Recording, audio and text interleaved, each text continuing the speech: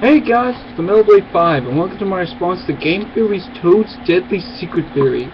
This theory states that toads are actually a parasitic fungus that has brainwashed the original citizens of the Mushroom Kingdom.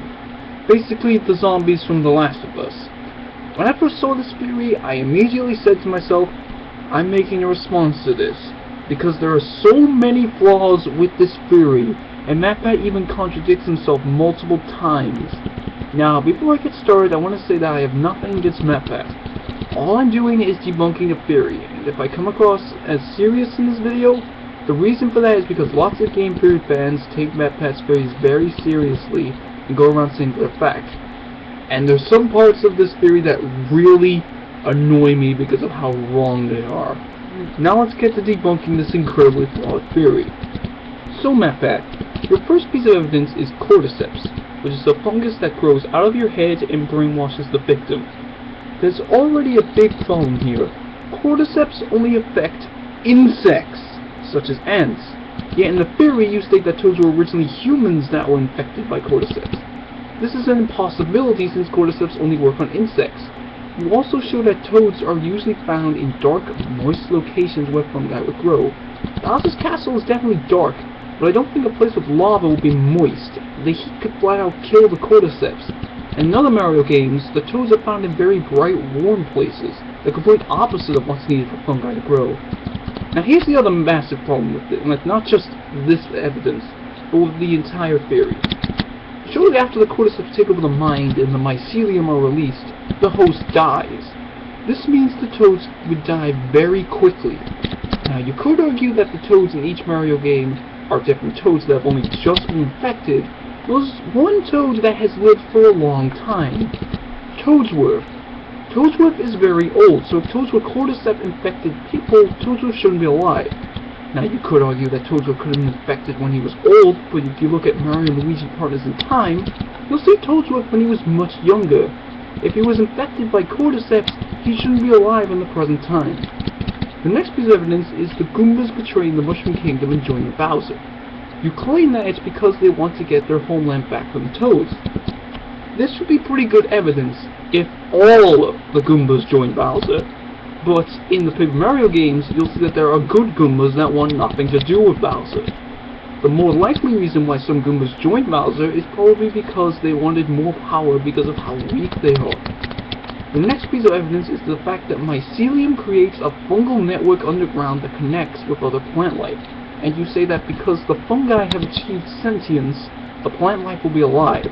Well, MatPat, the only plant life that is alive are the dancing flowers in New Super Mario Bros., and the living plants in Paper Mario. You show that the hills have eyes and rocks move. Hills are not plants, they're landforms, and rocks are, well, rocks. They're not plants, so they shouldn't be affected.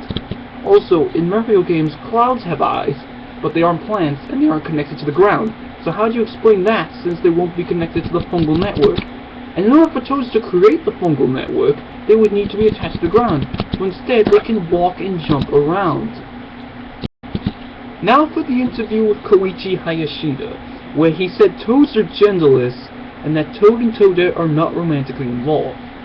First off, MatPat, you contradict yourself here because you've shown us that toads are genderless, but then immediately say that there are thousands of different genders of toads like with fungi. Consistency, please? Also, I find it really stupid that you assume that toads don't reproduce like animals because Toad and Toadette aren't romantically involved. That's only two toads. If I wasn't romantically involved with a girl, would that mean the human race couldn't reproduce? No! And in the beginning of Mario and Luigi Bowser's Inside Story, you see a married toad couple and their son. In fact, MatPat, you're forgetting about one type of reproduction. Asexual reproduction, where an animal reproduces without having sex. As Noggin showed in his Who is Bowser Jr.'s Mother theory, where he showed the possibility of Bowser being asexual, he showed that there is a type of lizard that reproduces asexually, and the offspring looks almost identical to the parents, almost like a clone, which would explain why toads look so similar, with only a few small differences such as color of spots. This would also explain how toads would reproduce since they're genderless.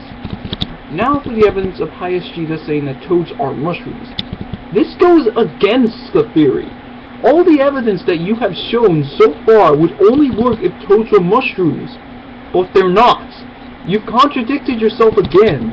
How can they be infected with cordyceps if they aren't mushrooms? How can they create a fungal network and supposedly release spores to reproduce if they aren't mushrooms? Now for the next piece of evidence, and this one is really stupid. Scientists have recently, keep that word in mind, discovered that mycelium can be used to cement bricks together, and in the original Super Mario Bros. Bowser turned toads into blocks. The scientists recently discovered this. Recently! And Super Mario Bros. Came out 30 years ago! So unless Nintendo has a secret laboratory where they discovered this before the scientists, then this can't be used as evidence. It's just a coincidence. Now for the horsetail plants.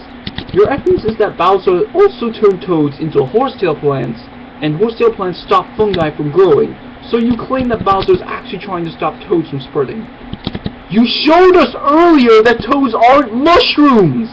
This would do jack shit if it was Bowser's intentions. I'm pretty sure someone who's trying to stop the spread of toads would do some research and find out that they aren't mushrooms.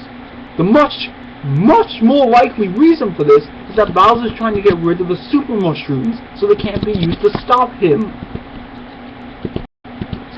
Now you claim that Bowser is the good guy and kidnaps Peach to prevent her from being affected and have to be all like greedy Mario to try and support the Mario's mental theory, which I've also debunked. Okay, so Bowser is just trying to stop the cordyceps from spreading. Where does plans such as conquering the universe fit into this? Don't you think that's going a bit over the top when you're trying to stop fungus from spreading? Also, why would Bowser, in some instances, help the Mushroom Kingdom? Why would he help a kingdom that's supposedly overrun with a parasitic fungus that could infect him and spread to his castle? Why would Bowser kidnap Peach in Super Mario World when they're in Dinosaur Land? A different kingdom where there are no toads, so she wouldn't be in any danger. Also, why would Peach be so happy when Mario saves her, and even kiss him if Bowser was trying to prevent her from being infected? Bowser would definitely tell her why he kidnapped her if he was doing it to save her. And why would Bowser's wishes in Paper Mario be to trounce Mario and for Peach to like him, instead of removing the fungus from the kingdom? I hate this next piece of evidence. Part of the manual that says, maybe, after Mario is the hero of the story. That's referring to how Luigi is a playable character! Depending on player 2's skill, Luigi could be the hero instead. That's what it means! Now for your final claim, which is that Peach is actually the villain and created the cordyceps. If Peach was the one behind the cordyceps, why would Bowser supposedly be saving her? Pretty sure he would find out pretty soon, and why would he keep kidnapping her instead of killing her? Also, why would Bowser want Peach to like him if she's the one he's fighting against? You contradicted yourself again! Also, you asked how an airhead can control a kingdom. Well, how does an airhead create cordyceps to brainwash the citizens of her kingdom? You contradicted yourself again! You also used the fact that Peach used to be called Princess Toadstool in America as evidence. As you said this, I facepalmed so hard.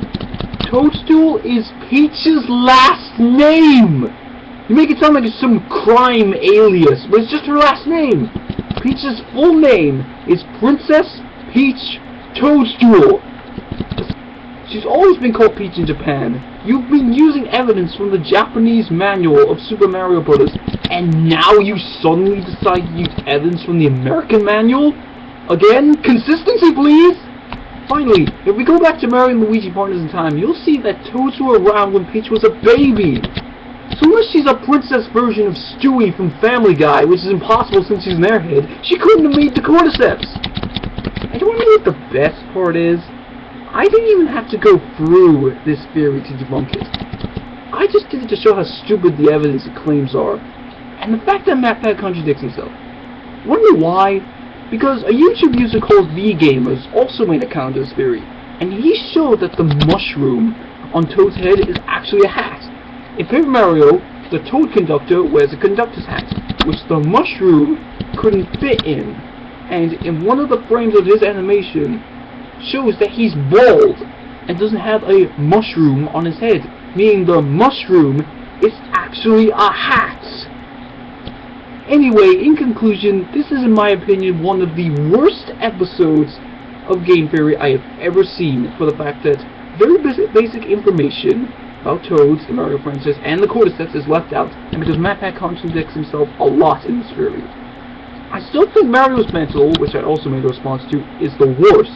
But if I made a top 10 worst Game Theory episodes like the Fawful-Liza did, then this video would be pretty high.